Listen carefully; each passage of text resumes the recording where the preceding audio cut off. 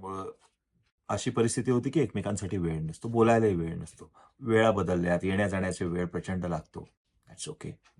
आठवड्यातून एखादा चहा, एखादं जेवण एकत्र घेणे, गप्पा मारत घेणे, फोन बरोबर न ठेवणे, टीव्ही किंवा अजून कुठलंही दुसरी गोष्ट नसेल, असं तर आपण करू शकतो. याच्या बरोबरीनं दोघंही ठरवून एक दिवस रजा घेऊ शकतो.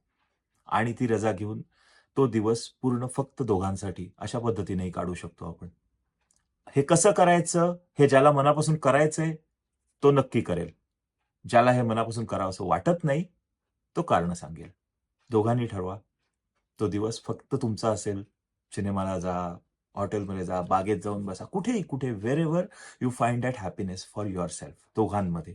ते बॉन्ड जे असेल आपला, तो पुन्हा मजबूत होत जाईल. आणि फक्त एक धोक्याची सूचना देतो. एकमेकांजवळ मन मोकळं करायला वेळ मिळालाय म्हणून